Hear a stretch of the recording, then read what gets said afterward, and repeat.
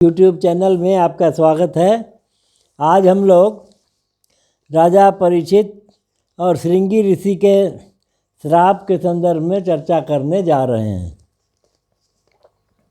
एक दिन राजा परीक्षित सैनिकों के साथ वन में शिकार खेलने के लिए निकले।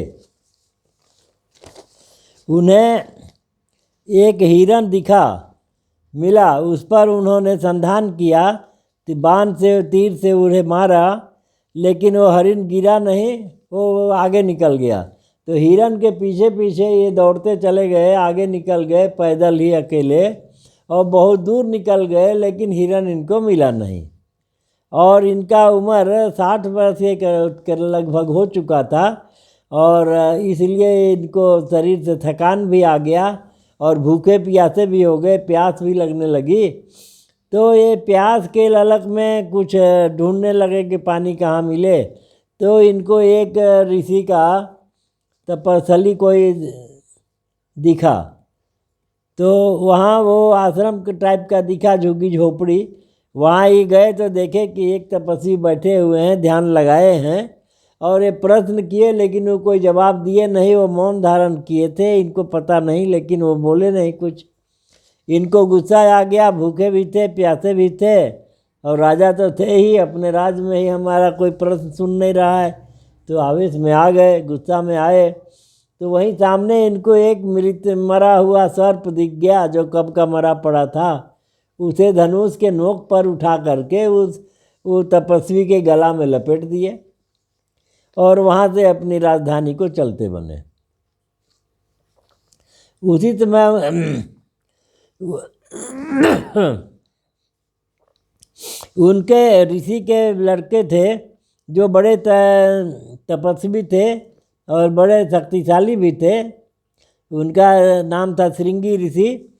और श्रृंगी अपने कोई सहयागी मित्र से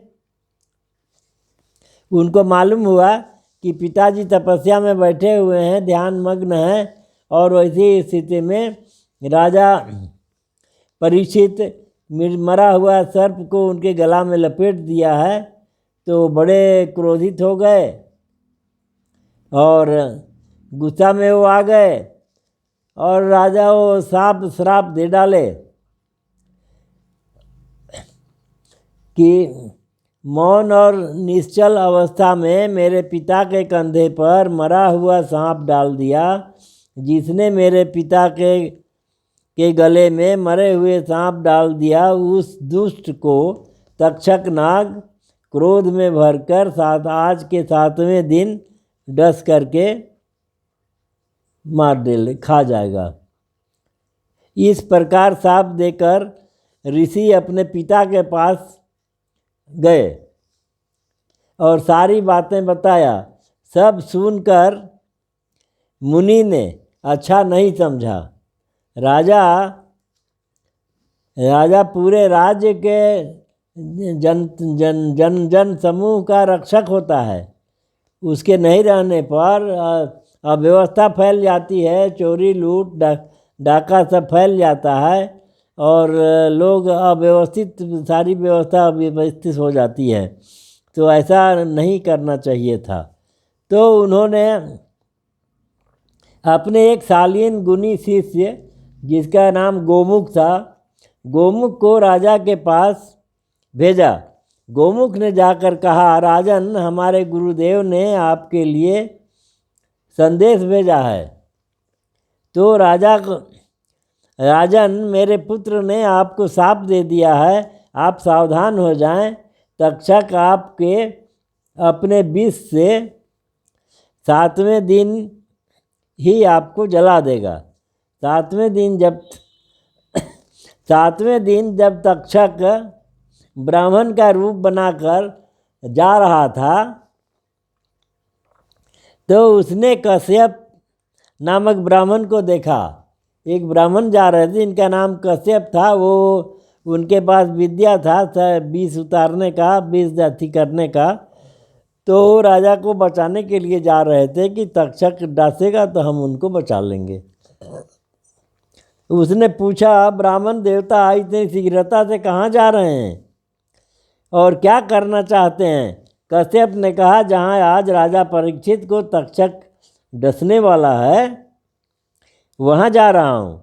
मैं उन्हें तुरंत ही जीवित कर दूंगा। मेरे पहुँच जाने पर तो तक्षक उन्हें जला भी नहीं पा सकेगा। तक्षक ने कहा, मैं ही तक्षक हूँ। आदमी वेश में था तो वो बोल रहा है कि मैं ही तक्षक हूँ, मेरे डसने के बाद जीवित नहीं कर पाएंगे आप। तो सामने खड़ा एक हरा भरा पेड़ था, बरगद था, बहुत भयंकर हरा था। उसने डसा और उसके तुरंत ही पेड़ सूख गया, और सूखने के बाद आग लग गई और जल करके राख हो गया। तो ये पंडित जी जो थे, कश्यप जी, वो राख, जितना राख फाक हो गया सबको बटोर के ढेरी एक बना दिए, और वहीं अपना थी निकाले दवा जड़ी बूटी तंत्र मंत्र वहाँ किए, और एक पुड़िया वहाँ खोल के डाल दिए कि फिर पेड़ खड़ा हो गया, जैसे था वैसे खड़ा हो गया। इतना देखने के बाद तक्षक जो है तो घबराया। वो तो देख लिया कि अब तो ये तो बचा ही लेंगे, लेकिन इनके पास ज्ञान था, ये देखे कि जब आयु होगा तबे उसको हम बचा पाएंगे राजा साहब को। तो ये देखने लगा जब योग साधना से अपना, तो लगा कि जिस दिन उनकी आयु समाप्त होती है उसी दिन डसने का श्राप लगा है। ठीक 7वें दिन उनके जीवन के लिए आयु समाप्त हो जा रहा है। तो ये सोचे कि तब तो हमको बचा भी नहीं पाएंगे और हमको कुछ मिलेगा भी नहीं इनाम बख्शिश। तभी तक्षक जो है तो देख करके घबराया और कहा कि हमारे पास अपार संपत्ति है, जितना राजा साहब से मिलने की आप लेना चाहते हैं उससे ज़्यादा हमसे ले लो और यहीं से लौट जाओ। तब ये मुँह मांगा है अपना संपत्ति ले करके और ये लौट गए यहीं से। तब तक्षक उन्हें जला भी नहीं सकेगा। तक्षक ने कहा उसी क्षण एक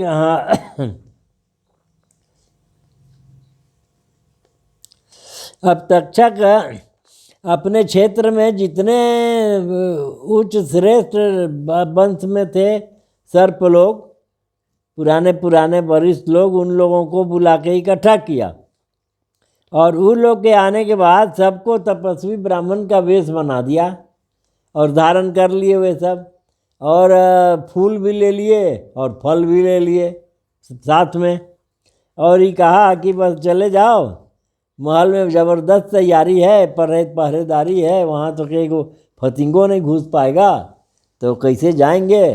तो आप लोग जा कर के खड़ा हो जाओ महल के सामने में। रक्षक लोग जब आवेंगे पूछेंगे तो फिर बताना कि हम राजा को आशीर्वाद देने हम लोग आए हैं और ये फल फूल आए हैं उनको भेंट में देने के लिए, फल फूल। तो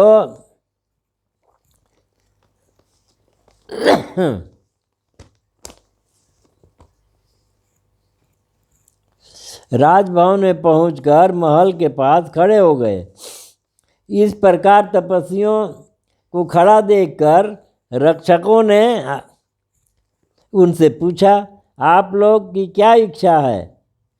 ये लोग बोल रहे हैं कि हम लोग महाराज को देखने तपोवन से आए हैं, हम राजा परीक्षित के पास जाएंगे, आशीर्वाद देंगे, मीठे फल देकर वापस चले आएंगे।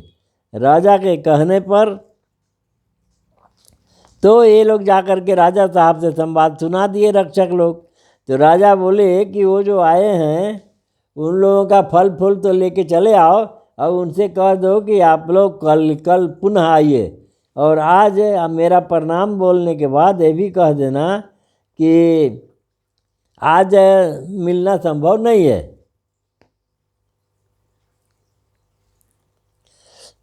उन विप्रवेशधारी नागों के चले जाने पर महाराजा ने फलों को लेकर मंत्रियों से कहा, आप लोग भी इन फलों को का सेवन कीजिए, मैं तो तपस्वियों द्वारा अर्पित यही एक बड़ा फल है, इसको खाऊंगा। तो बड़ा फल एक था जिसको अपने ले लिए और बाकी सबको मंत्री दरबारी जो लोग थे सबको खाने के लिए कहे। जिस फल को राजा ने चीरा उसमें ताम्र वर्ण वाला एक काले नेत्र वाला कीड़ा निकला।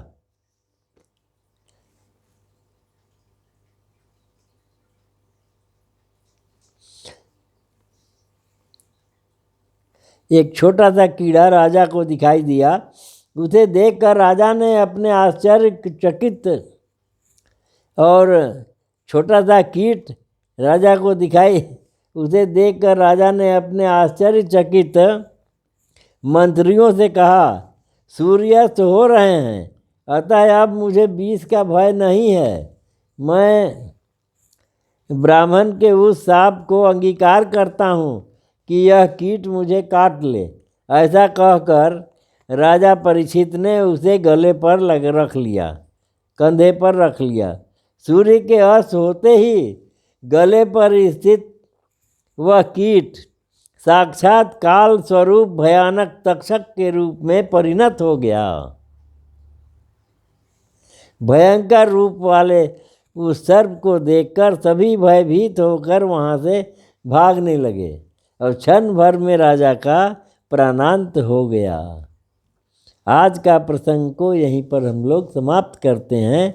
जय भारत।